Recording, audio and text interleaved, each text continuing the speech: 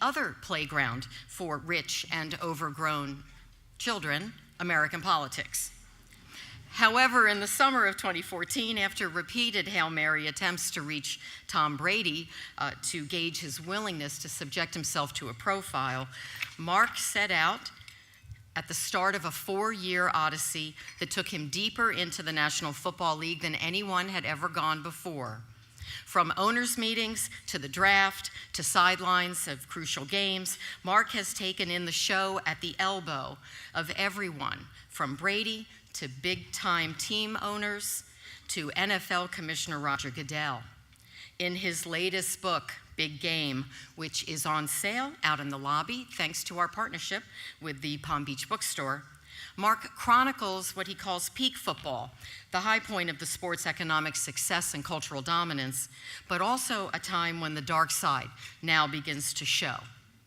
With increased attention brought to concussions and the NFL's ongoing culture war with the Take a Knee movement, Mark joins the Forum Club today to shed light on the protests, the backlash, and the presidential interference that has exposed fault lines within the sport that are all too familiar to those found in society today. Without further ado, ladies and gentlemen, I welcome Mark Leibovich.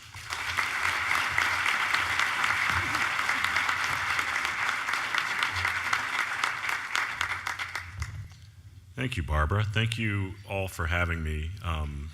Thank you to the club, to the forum, to all the past presidents. Now, one thing you should know when you're in Washington, and I'm based in Washington, is titles are really, really important, and they extend well beyond when your tenure actually goes on. So just so you know, I've made many near mistakes over the years in which I've referred to someone as a former president or a former Eagle Scout or a former secretary, and I get the correction that, no, there's no such thing as a former Eagle Scout.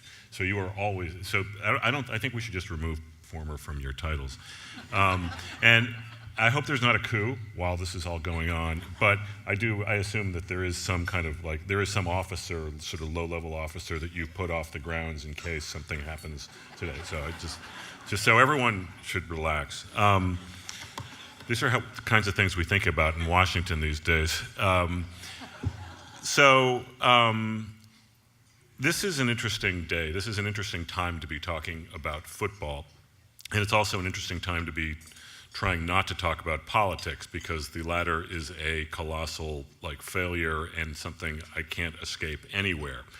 So I will say that when we come to the question and answers or the explosive interruptions or outbursts, whatever it is you're not supposed to do, I'm happy to do political questions because I know it's inescapable. But my whole life is politics. I've been covering politics for 16 years, and the reason I decided to take on the NFL right now and to sort of dive into this other swamp, as Barbara said, is because I was just sort of burned out on politics. The last election really took a lot out of me. It took a lot out of all of us, and I've had this bizarre fascination. It's not so bizarre, it's like a lot of people, but I've been fascinated by football for a long, long time.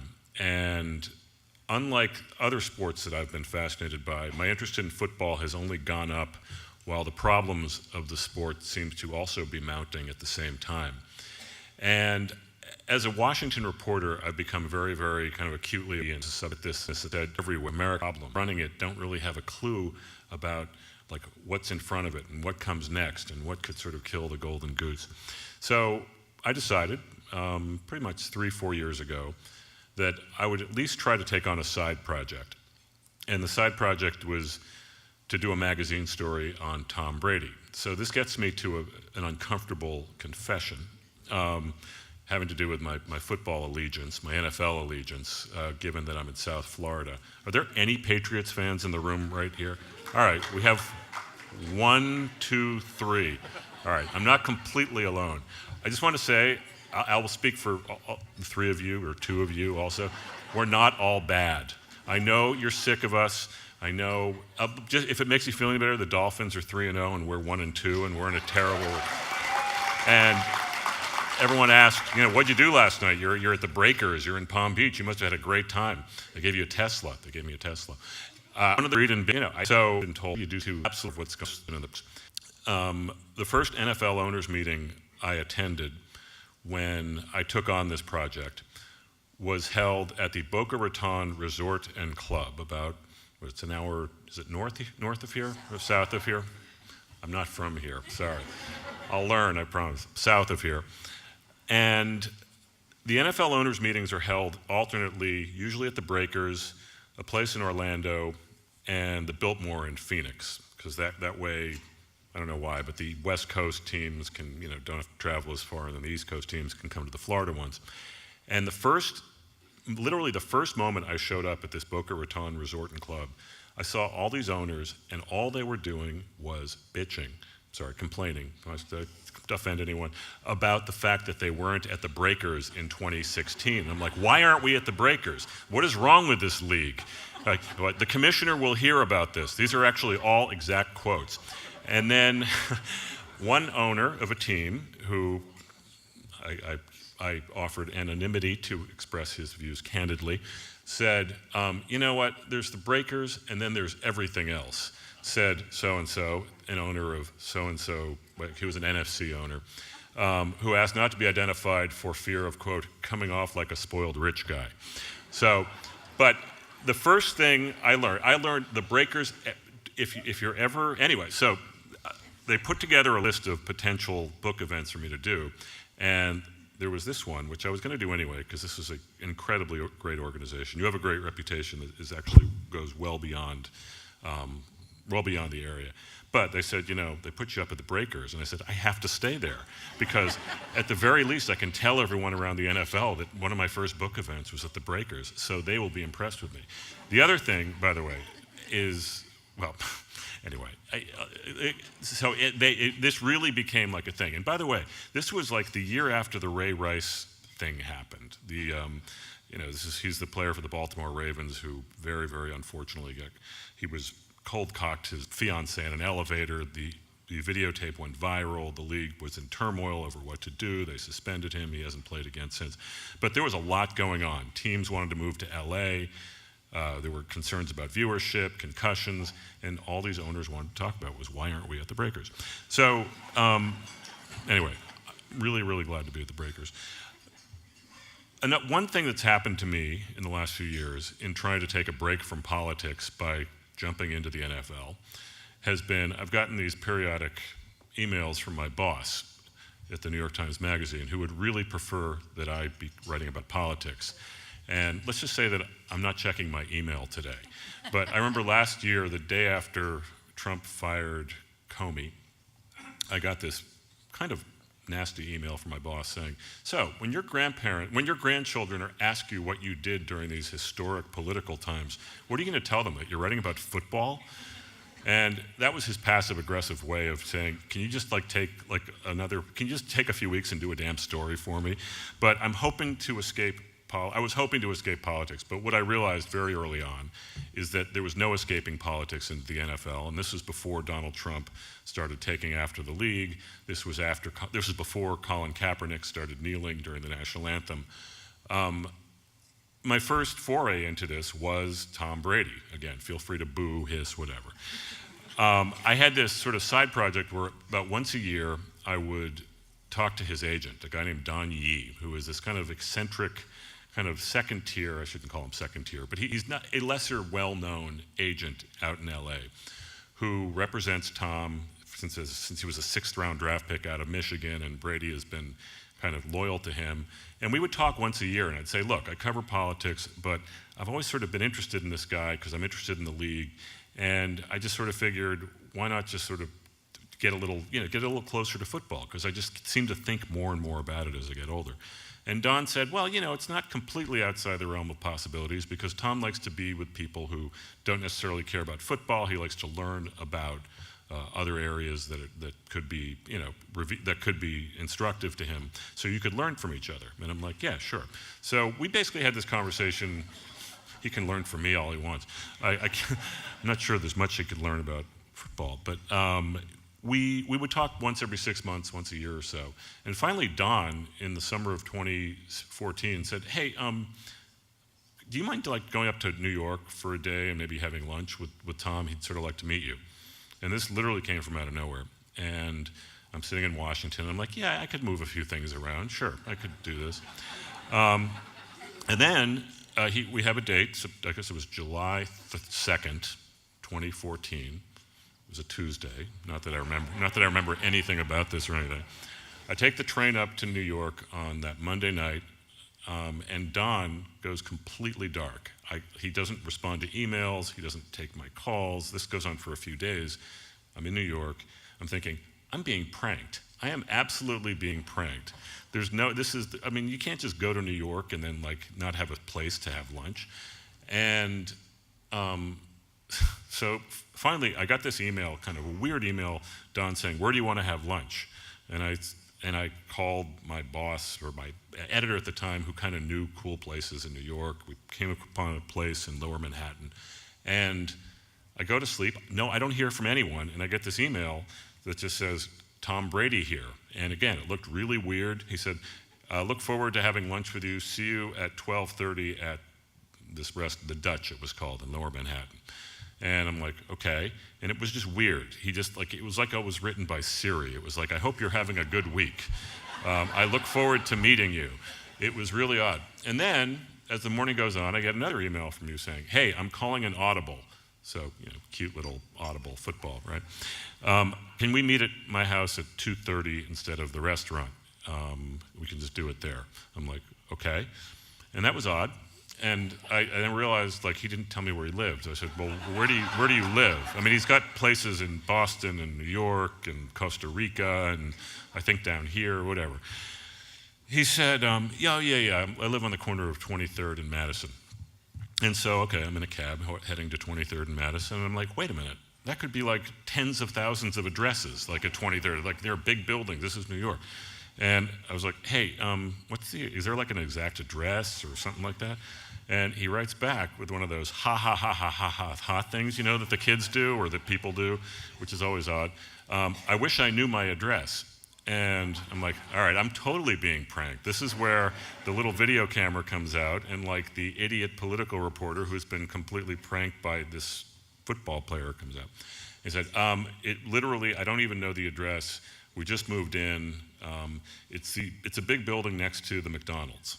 I'm like, okay, the McDonald's on, I guess it was the cross street, so it was the 23rd Street McDonald's. Anyway, I got there, and this is a weird confession because I've interviewed presidents, I've interviewed CEOs, vice presidents, candidates, everything. I was really nervous. I was more nervous to like meet a professional athlete than I was nervous before like interviewing actual world leaders and people who run our lives.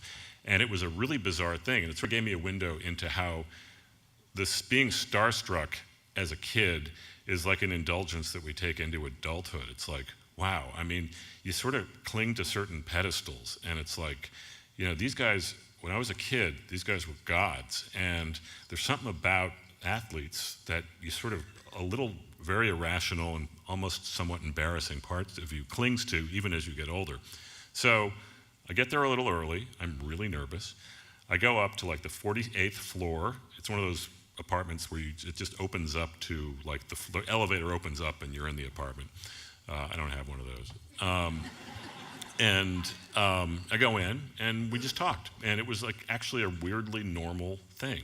And we had this, I wouldn't say we had this connection, but it was like, this guy is like up here, and I was nervous for about 5 minutes, but he looks like he looks. His kids are running around. His wife, Giselle, called about halfway through, and I could only hear the thickly accented words, "Where are you?"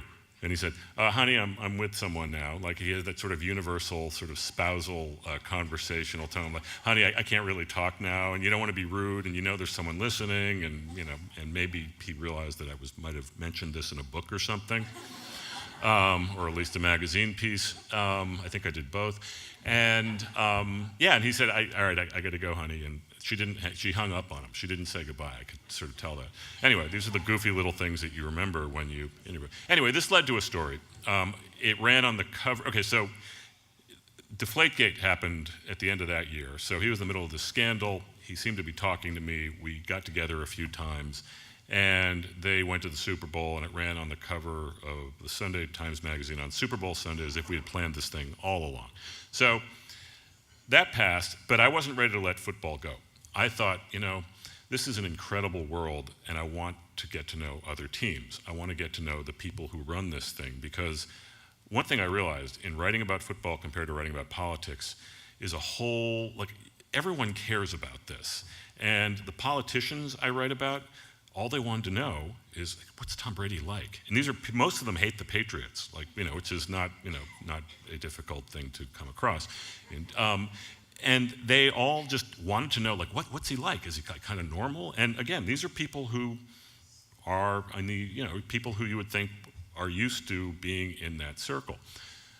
A few months later, upon returning to politics, I did a story on Donald Trump, then front-runner Republican candidate Donald Trump, who is friends with Tom Brady. I knew this because he kept dropping his name over and over and over again as I went in. He says, "Hey, I saw you write about Brady."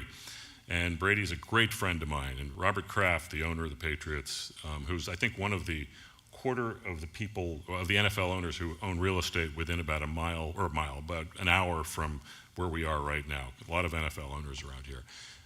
Bill Belichick, great friend of mine. He kept dropping their names over and over and over again.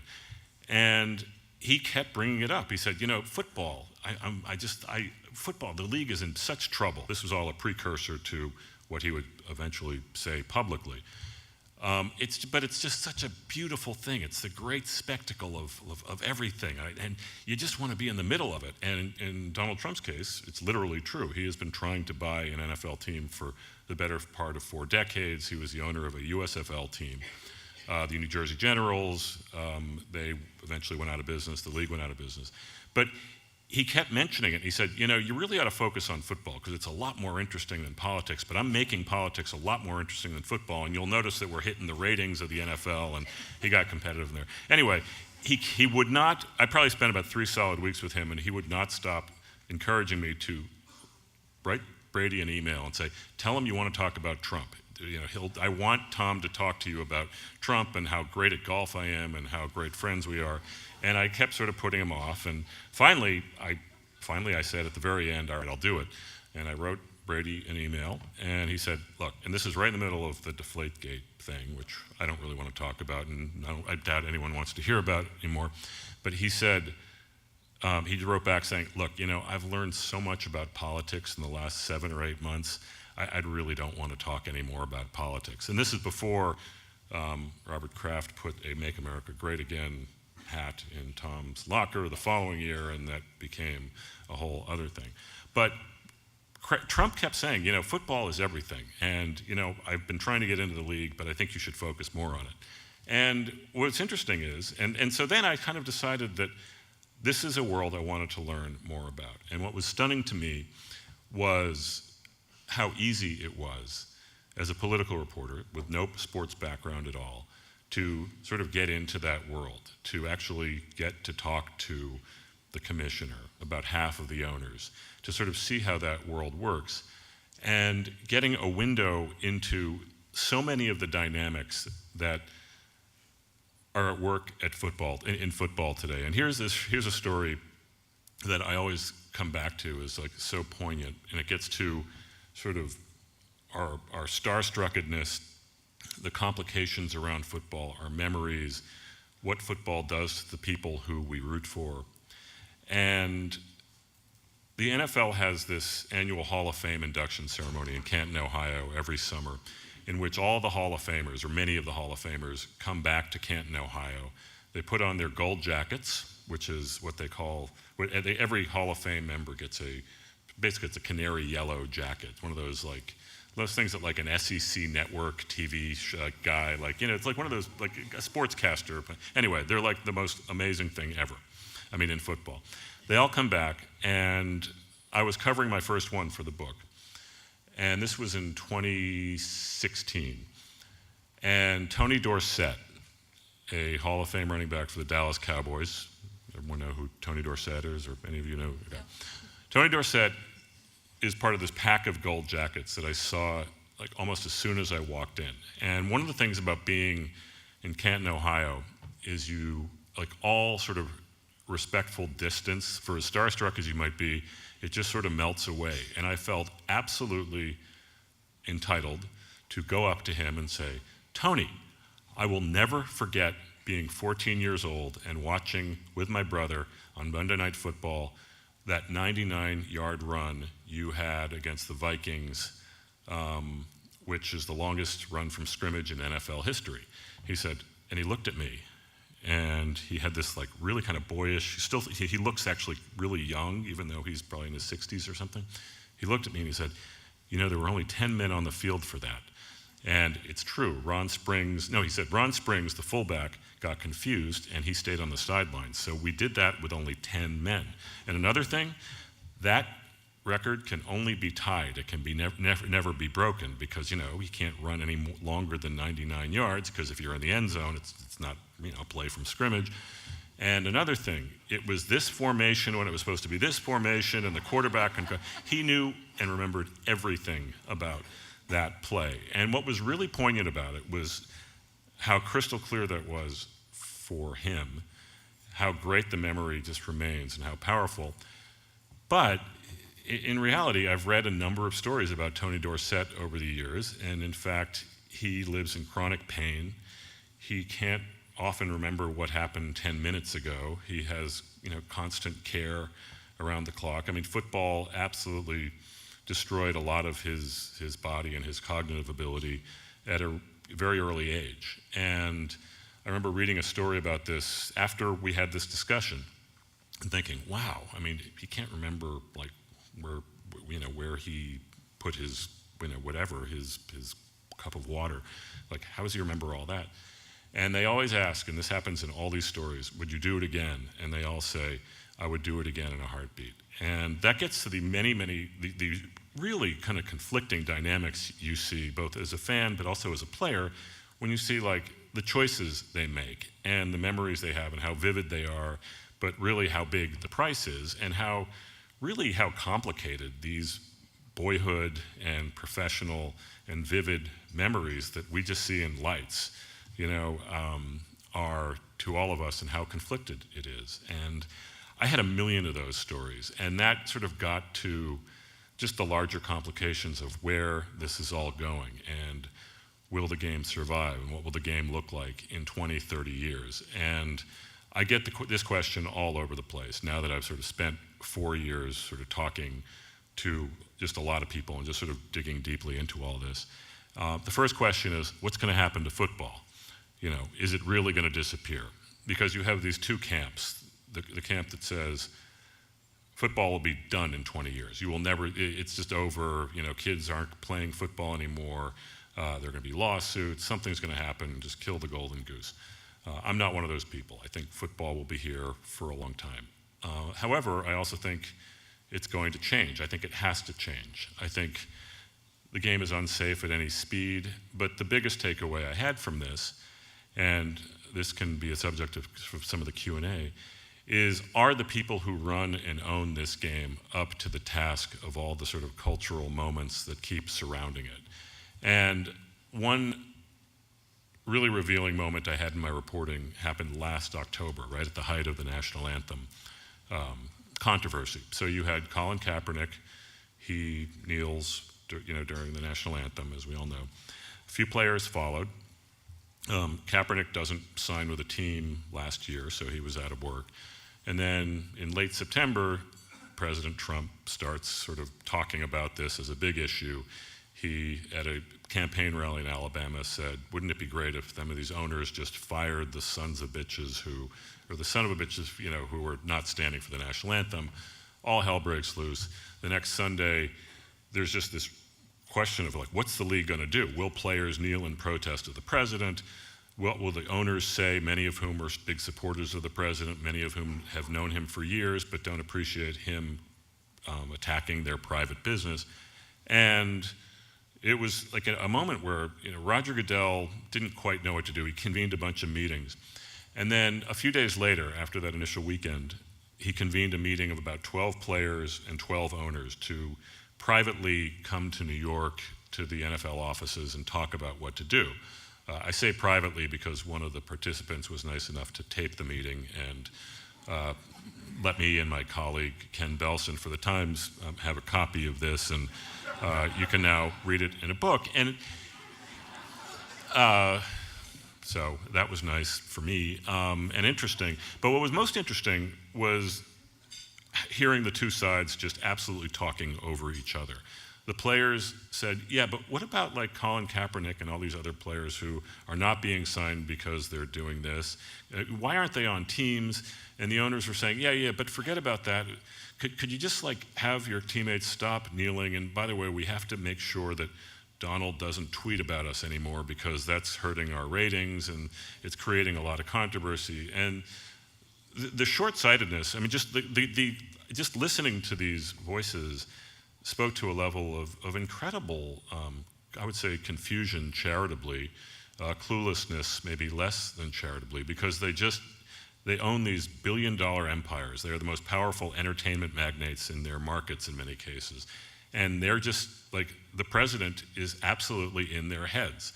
What do we do to make sure that that he doesn't tweet about us? How do we just like stop this? We have to put a Band-Aid on this. That's actually an actual quote from Terry Pegula, the owner of the Buffalo Bills, saying, we just need to put a Band-Aid on this now so Donald doesn't tweet again and we don't feel the effects, because this is just a big problem and we just have to make sure that, and this was a bizarre thing, especially, by the way, Terry Pegula, who bought the Buffalo Bills in 2014, and one of the people he beat out in the bidding was Donald Trump. So if Terry Pegula would just step aside and let Donald Trump have the Buffalo Bills, they wouldn't have to worry about this necessarily. They'd have to worry about Trump as a business partner. But then I guess, I don't know if part of that trade you'd have to make Terry Pegula the president of the United States, and I don't know. I don't know if anyone would make that trade, whether in Buffalo or here or wherever. Anyway, people do ask me though, why do you think the game will survive? And I can be very recent about this. Last week, everyone was like, okay, the league doesn't have a plan. There's this lawsuit that Kaepernick is filing. This collusion lawsuit that keeps going forward. Ratings are down, depending on which ratings you believe the first week. The Thursday night ratings were down, although the weekend ratings were up. And what happened last week was, okay, there's this guy for the Buffalo Bills, Vontae Davis, he used to play for the Dolphins? He used to play for the Dolphins, okay. The Bills are terrible, by all accounts. Vontae Davis gets frustrated and retires at halftime. Every single person I talked to about football the Monday after that were like, did you see that Buffalo Bills guy retired at halftime? What a great story, okay? A couple days later, Cleveland Browns, okay, so I had an event in Boston, and I really was all wisecracker, and I said, hey, thanks for coming out tonight and missing the New York Jets Cleveland Browns game, because, it on the surface seems like a really lousy game. Then, of course, the thing is over, and they turn on the game, and it's this great game, and Cleveland wins, and that's just a great story for the second half of the week. So football is great reality TV, and that's something that actually Donald Trump said to me at the time. He said, look, football is the best reality TV show we have going. And he didn't say this explicitly, but he essentially said, I'm trying to make politics reality television. And essentially, there's not enough room for these American carnage reality shows in this country, and this collision was inevitable. And there's a whole lot in this book about how my break from politics, supposedly, was a fool's errand, and the two worlds and the two reality shows kept colliding. And that's, it's all in here. And I do hope you'll read it, because I did have a lot of fun, and for as serious as these issues are, I do think we're at this really, really formative moment, both in politics and in football, that, I could say something all grandiose about how it will define who America is going forward. But look, I just think it's an interesting moment, and I tried to distill this into a story for our times. And anyway, I love talking about it. So what I hope you'll do is ask questions, or I guess we have questions here. I'll turn this over. I can answer anything. Again, I can do politics, I can do football, but mostly I'm just really grateful for you all coming out, because in this day and age when there's just so much else going on, it is an incredible blessing to be able to talk about something that people seem to care about, or at least are willing to humor you about caring about, because I know there's a lot of inputs and a lot of stimulations and a lot of things going on, a lot of noise. So it's just great to have a sort of semi-normal discussion with a group of thoughtful and involved and good people. So thanks for coming out. Thank you. Am I on? If you have any questions that you would like to ask Mark, now is the time. Hold up your cards, and our volunteers will bring them to the stage. Mark, today's questions come directly from our audience. Okay. This is an opportunity as citizen leaders to hear news and information directly from the source in an unfiltered format. So to kick off our Q&A, we take 2 questions from students, at which point we will then be able to take the questions from the audience. The first student for Forest Hill High School, Chuck, I think you're out there, right? If the first student would please stand and introduce yourself and ask your question. I'm Dominic Barr from Forest Hill High School. And my question is, do you foresee a time when the Take a Knee movement will become old news? Or will players and companies like Nike continue to bring this discussion to the forefront? That's a great question. I mean, the day my book came out, Nike announced that Colin Kaepernick was its spokesman. Its shares initially dropped, but its sales went up. There was a lot of discussion about what's going to happen here. And I had this great little rap on the first day where I got together with Donald Trump and Colin Kaepernick and Nike, and we developed this sales strategy for my book, because this is the day it comes out. And then Bob Woodward came along the next day and ruined everything. Bastard. I'm happy to sign copies of his book, too, by the way, or Omarosa's book, or whoever's book. Yeah, this is my life these days. But no, I mean, I do think that the strategy of the NFL owners on player protests is to kind of hope it goes away. And the fact is, it is an issue, at least consumers of the game, they do want to sort of return their attention to the field. But the other fact of this is, and I'm sure this will be a collective bargaining issue when they negotiate a new contract in a few years, is it's a terrible career move if you're a football player and you want to do any kind of political protest during the national anthem or whatever. I mean, Colin Kaepernick and any number of people like him, who are protesting don't have jobs, and that clearly figures into this.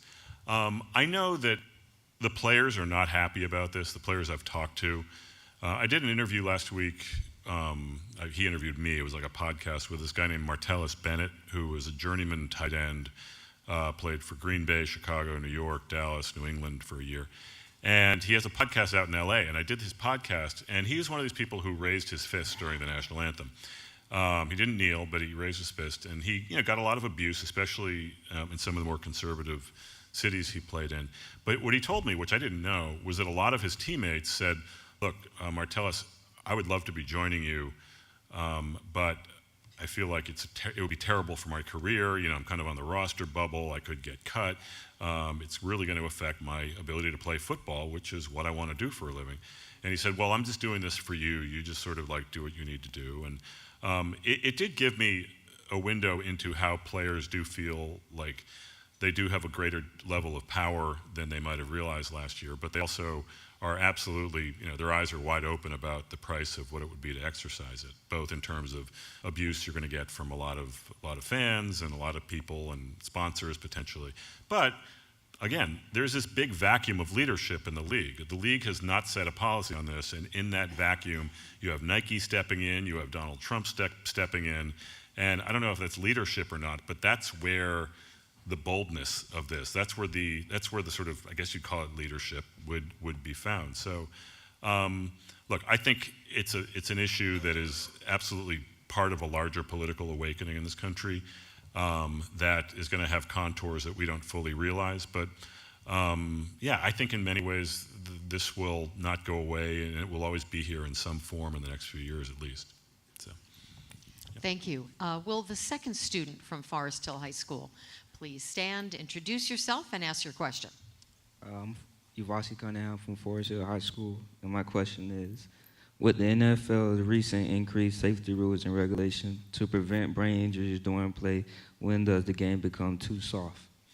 It's a great question. I love that question. And one of the reasons I like the question of whether football is becoming too soft is before Donald Trump started talking about Colin Kaepernick, before anyone knew that Colin Kaepernick was going to be sort of at the center of this movement. Donald Trump, on the campaign trail, would talk a lot about how football had become too soft. And there was this playoff game between Pittsburgh and Cincinnati in early 2016, right in the midst of the campaign, that had this, there were a lot of cheap shots and fights and concussions and suspensions and bad fan behavior. It was one of those really weird professional wrestling-like spectacles where you literally just sit up and go stay up past midnight to see if the end of civilization is going to be broadcast live on CBS with Phil Simms and Jim Nantz, broadcasting. And Phil Simms said this game was a total disgrace, and he meant it from a standpoint of someone who played football and who thought that this was off the rails. But then candidate Trump, a few days later, said, I used to love football. There was this great violence and these great hits. And then he said this at a campaign rally in Nevada, literally 2 days later. But then there's these penalty flags everywhere and all these rules, and they're just stopping the game from being so beautiful. And it's basically a direct quote. And the way he ended this point was football has gone soft and America has gone soft. And that, to me, went directly to sort of the culture war issue that football foreshadowed in our country, which is, a lot of the Trump-supporting belts of the country in Ohio and Pennsylvania, Alabama, Texas, where they love football, feel the same way. And look, I do think, I am very sympathetic to the viewpoint that if you play football, you, at this point, should know that you're taking a level of risk, and there is something pretty primal and definitely risky about this. I think the league is in a kind of an interesting and tough position of how much do you regulate, how much do you even try to regulate without changing the essential nature of the game. But I do think that they're aware of it, but I think it's a balance that they're going to have to strike, because there's just too much information that is now coming out, whether testimony from former players, research on the brains of dead players, anecdotal stuff you hear, and also at a local level, it's hard to get insurance. There's all these reports of possible, new medical sort of screenings about when you can learn what kind of brain damage you are suffering when you're playing football. So I think that's a big game changer. But you're right. I think at the core of this is a backlash, which is that the game could get too soft. So, thank you, students. Here's a question from the audience. A study from the Brookings Institution showed that federal taxpayers have subsidized the construction of 36 stadiums at a cost of over $3.2 billion since the year 2000. Are we getting a good return on our investment? It depends who you ask. There's all kinds of economic development studies that would say no. If you go in terms of pure revenue coming in, jobs created, tax base enhanced, versus the outlays from, in many cases, taxpayers. I do think that there are, in many markets, many very football-loving markets in the country, there's been a real resistance, increasing resistance to just sort of roll over and say, when the NFL owner or the NFL itself says, we want X billions of dollars or millions of dollars for a new stadium, you must give it to us or else we'll leave. Voters are just saying no. Politicians are just saying no far more than they would have 10 years ago. The problem is NFL owners can basically move wherever they want if their partners will agree to it. And so you have a great football town like San Diego whose owner basically unilaterally decides, all right, I want to go to LA because there's a much nicer stadium there and I can increase the value of my franchise. And all of a sudden the San Diego Chargers, which I grew up, watching, just they're part of the league, they are no more. And for some reason there's two teams in LA, and I still have not to this day met a Los Angeles Chargers fan in LA or anywhere. There's a scene in the book about a fake pep rally that they held in LA welcoming the Chargers to San Diego, where I absolutely swear they hired actors to put on these bright face paint Charger colors and these way too new LA Charger get-ups, and didn't prove that, but there was enough anecdote. Read the chapter. The Oakland Raiders. I mean, they should be the Oakland Raiders. They're going to Vegas, and so the league basically, after saying for decades, the thing that could really, really hurt the league is any link to gambling, any link to to corruption. I mean, to a point where they will like suspend players, fine owners, kick them out of the league for even the most peripheral link to gambling. And oh, by the way, the city of Las Vegas and the county of Las Vegas wants to build a new stadium, and we'll throw in some road improvements, and we'll give you $1 billion, and who cares if roads in other parts of town and schools are absolutely crumbling. Mark Davis, the owner of the Oakland Raiders, sixth largest market in the country, the Bay Area, decides, all right, Vegas. So all of a sudden the NFL owners vote 30-1.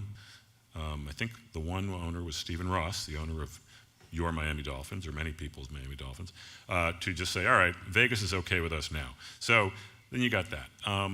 There is like, I don't know. I don't know what I would do. I would be really upset, and I think that that's part of the sort of mounting bad will you have in many communities towards the league, because like no one wants to be treated like that. And if an owner says, two things that really get me mad about owners. One, they're saying, Colin Kaepernick, all these protests, can we just keep the politics out of sports? Like, keep it away. Just like do this on your own time. And yet, they're all giving money to politicians. They're all, they're lobbying local politicians to build them new stadiums. Michael Bidwell, the CEO or the owner of the Arizona Cardinals, gave this full-throated endorsement for Brett Kavanaugh a few weeks ago. I mean, it's basically keep politics out of sports unless the owners want to do something. So that's just, but I mean, to me, that's a real sort of on-the-ground way that NFL owners and the NFL in general can really, wield its political muscle. So. By the way, the Perulas live in Boca Raton. Okay, sorry. Here's a Any question. Perulas here? Any Bills fans? Sorry. Please compare the ability of the NBA to embrace and capitalize social movements with the NFL's struggle to act and react. It's a great question. I mean, I would say I've heard from about half a dozen NFL owners that I talk to. They always sort of secretly say, so what's Adam Silver like? Adam Silver is the commissioner of the NBA, who is far more popular than Roger Goodell, the commissioner of the NFL, but someone who is popular not just among fans, but popular among players, has a much better relationship with the franchises, the union, and I think it does help that the NBA is seen, both from people who work there and people on the, people who are around these teams, as a much fuller partner to the communities and the players, and there's just a lot less friction in those relationships. And frankly, it's a different fan base. It's a more urban fan base. It's a more progressive fan base if you want to sort of do the demographic studies. I mean,